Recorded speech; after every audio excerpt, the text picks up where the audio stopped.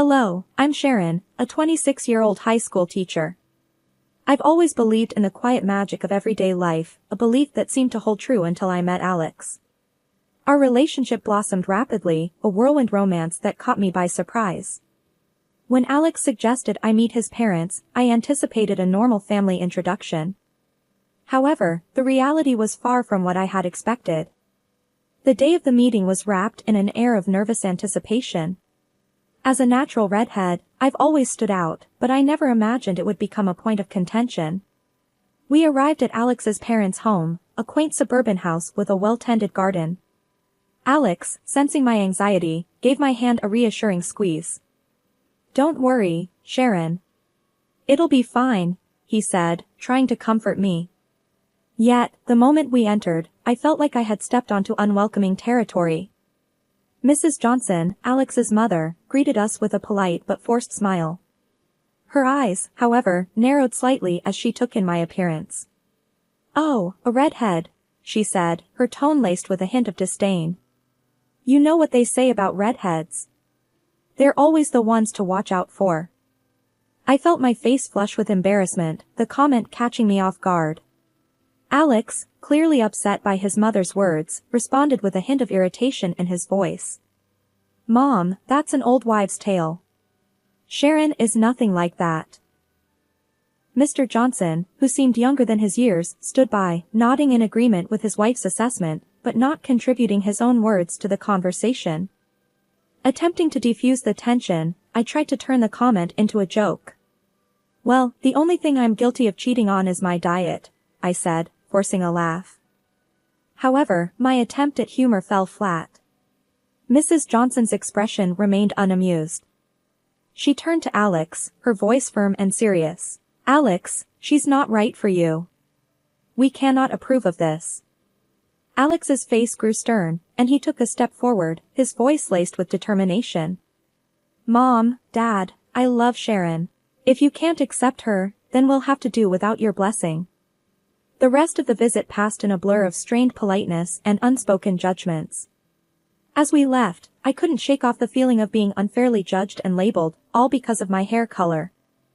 After the unsettling encounter with Alex's parents, we decided to have a small, intimate wedding. It was just us and a few close friends in a little chapel downtown. The absence of Alex's family hung in the air, but we were determined to make the best of our day. On the morning of our wedding, as I was getting ready, my best friend and maid of honor, Sarah, tried to lighten the mood. "Sharon, you look stunning. Alex won't know what hit him," she said with a wink, helping me with the final touches. I smiled, grateful for her support.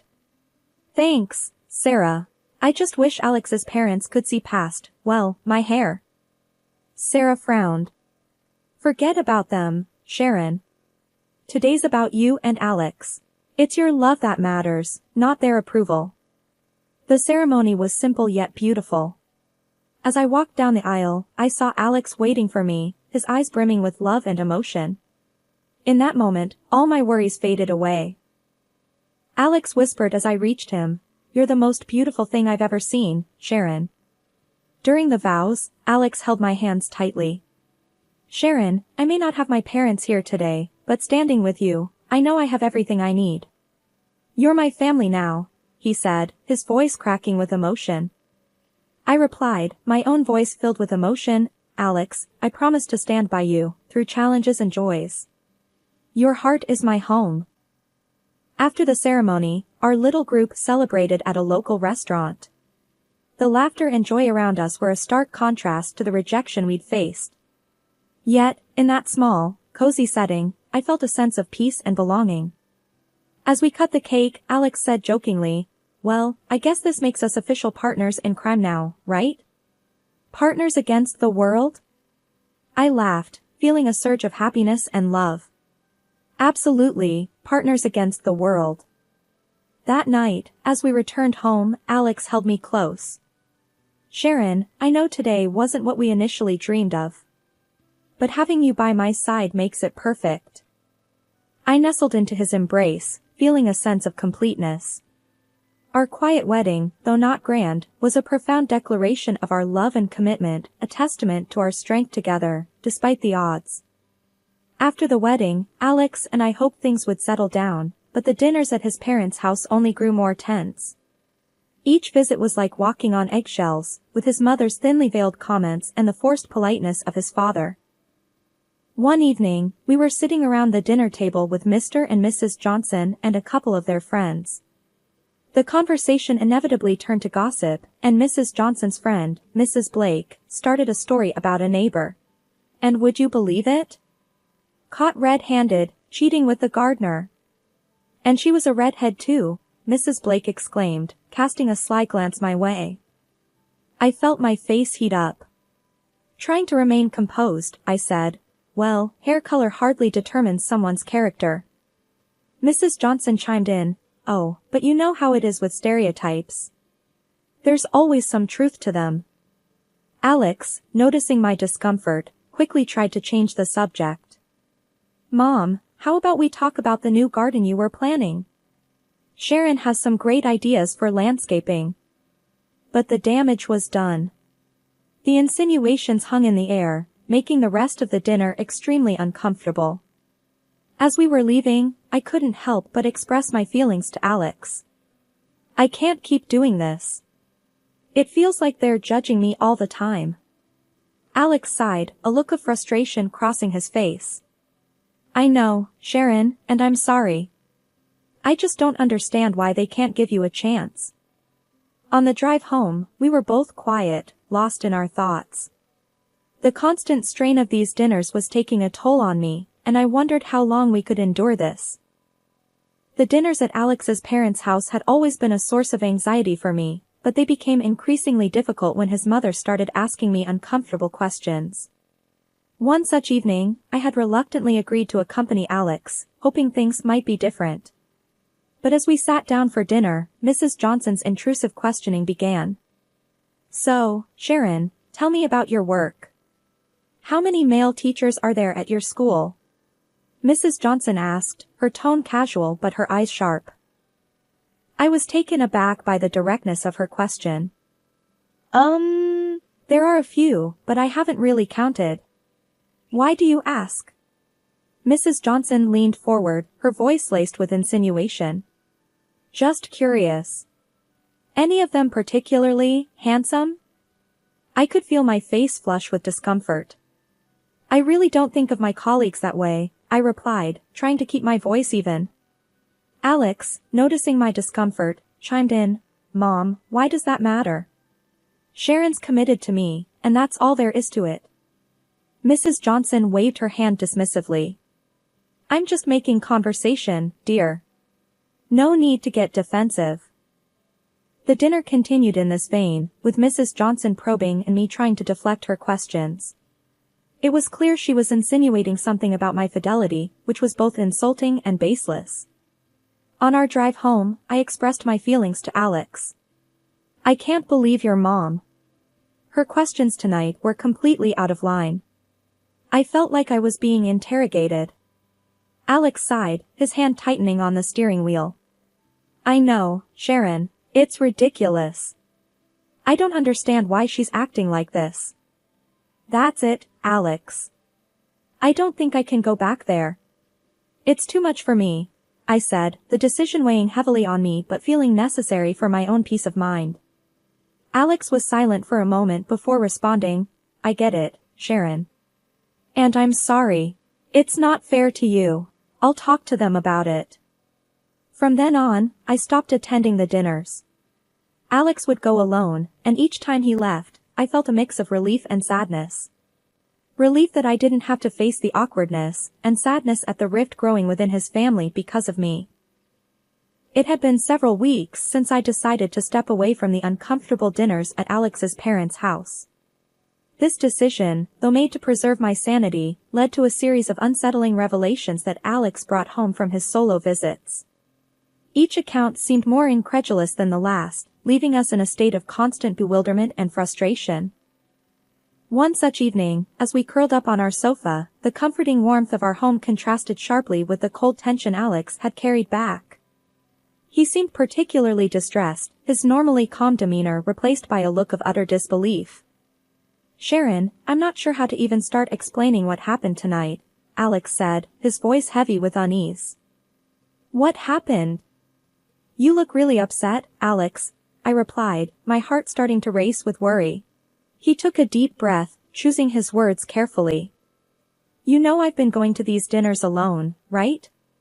Well, tonight, Mom took it to another level. She had invited several young women over. It wasn't just a friendly gathering, Sharon. It felt like she was setting up dates for me, as if I wasn't already married.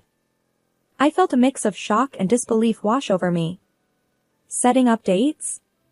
But why would she do that? Does she not realize we're married and committed to each other? I tried to make sense of it all, Alex continued, his frustration growing. I asked her outright why she was doing this. Her response was simply that she wanted me to keep my options open. As if our marriage was just a temporary arrangement. Options open? I echoed, incredulous.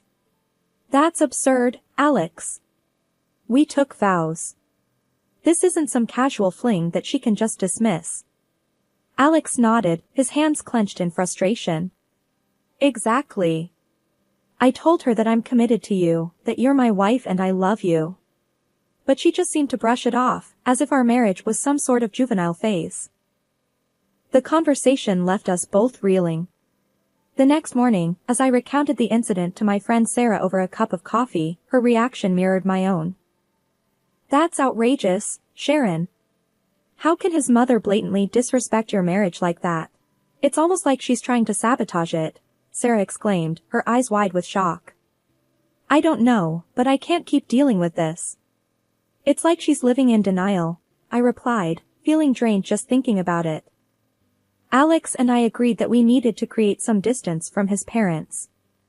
This decision, though difficult, was necessary to protect our marriage from the constant undermining and disrespect.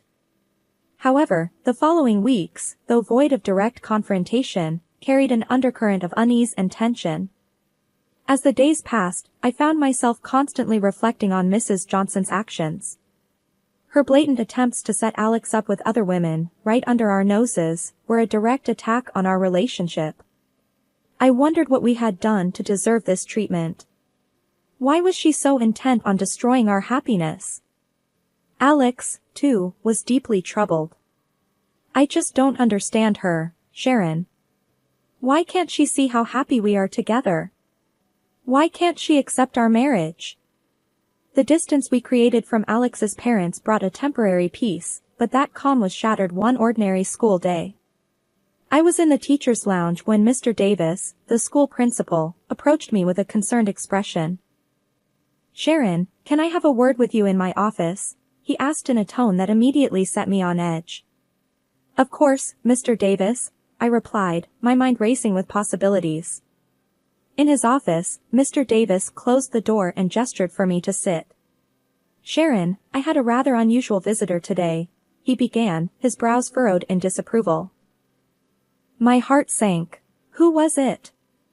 Your mother-in-law, Mrs. Johnson, he said.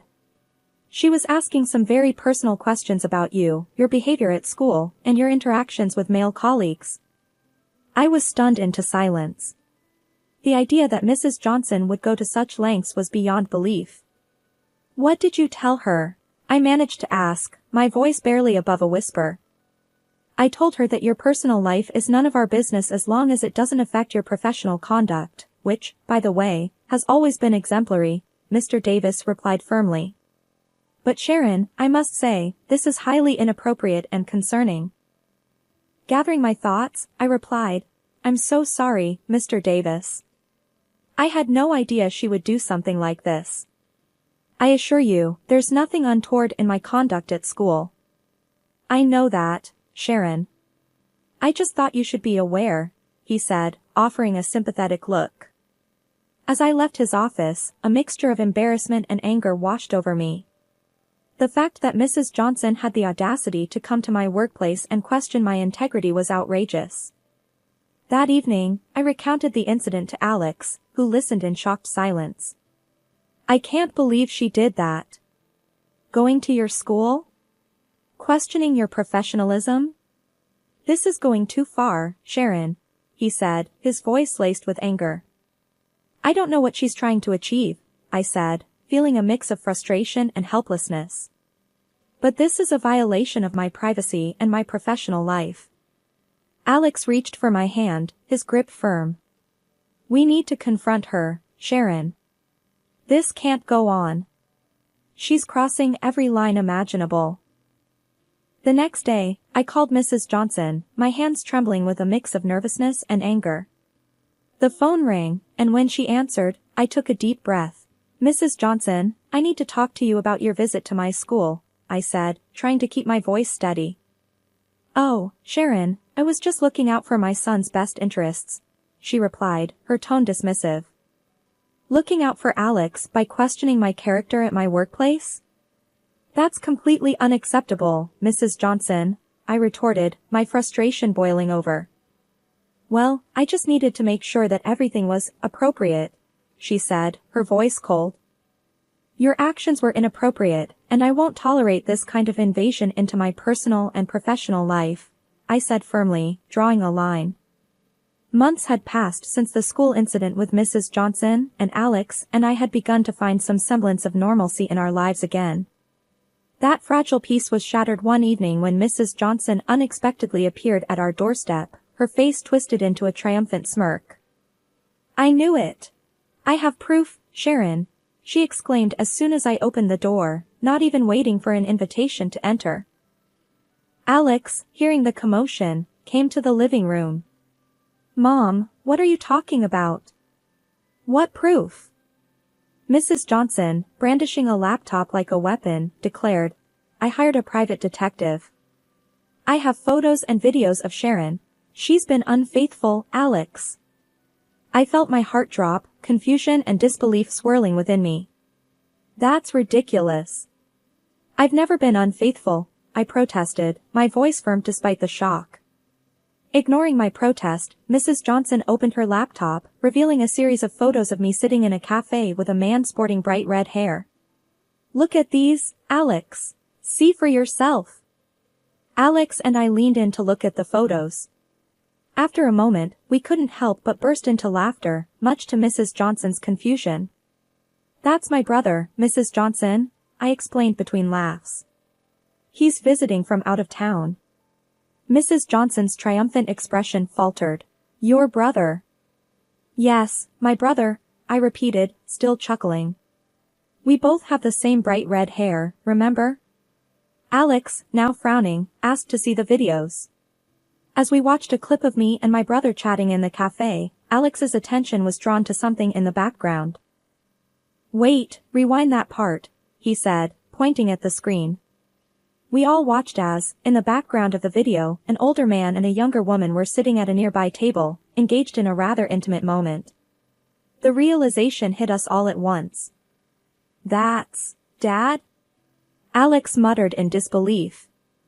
Mrs. Johnson's face went pale as she recognized her husband in the video, kissing a woman who was definitely not her. The room fell into a stunned silence. The evidence Mrs. Johnson had brought to condemn me had inadvertently exposed her own husband's infidelity. Mom, is that Dad? Alex asked again, his voice barely above a whisper. Mrs. Johnson just sat there, speechless, the laptop now forgotten on her lap. That evening, which began with accusations and supposed revelations, ended with a shocking twist that none of us could have predicted. Mrs. Johnson, in her quest to prove my unfaithfulness, had inadvertently uncovered a bitter truth about her own marriage. The night Mrs. Johnson left our house was one we wouldn't forget anytime soon. The living room, where just moments ago she had revealed the photos and videos, felt unnaturally quiet. Alex and I sat there, trying to digest the whirlwind of events. Can you believe it? My dad and Mom's plan backfiring like this? Alex finally broke the silence, a mix of disbelief and sadness in his voice.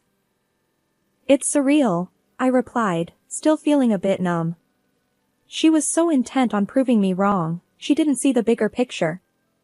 Alex sighed heavily, looking out the window. I feel like I don't even know my parents anymore.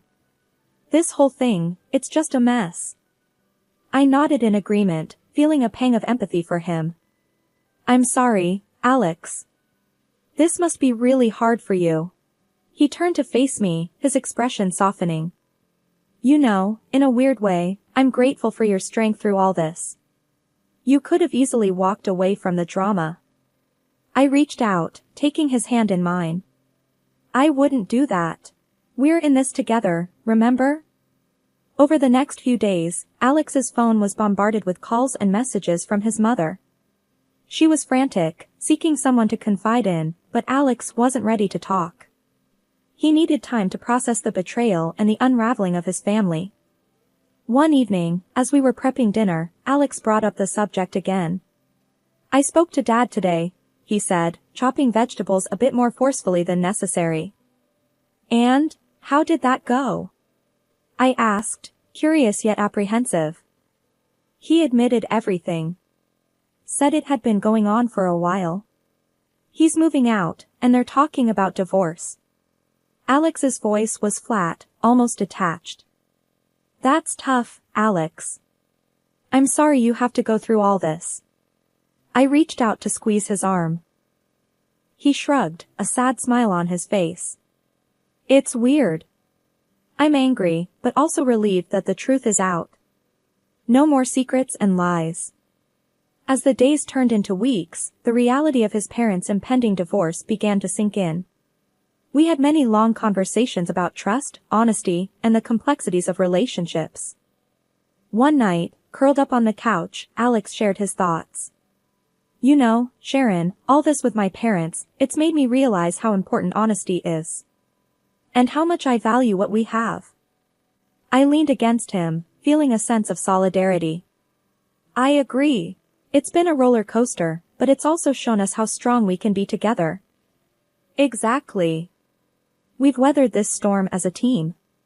It's not been easy, but I feel like we can handle anything now, Alex said, a note of determination in his voice. In the weeks that followed, we saw less of Mrs. Johnson. The revelation of her husband's affair and the subsequent fallout had taken its toll on her. Despite everything, I couldn't help but feel a twinge of sympathy for her. But still I couldn't forgive her. Not now. Maybe someday I'll be able to forget about what she did to me. Today, I am completely passionate about my husband, and we are expecting a baby soon. And who knows, he'll probably be as red-haired as me.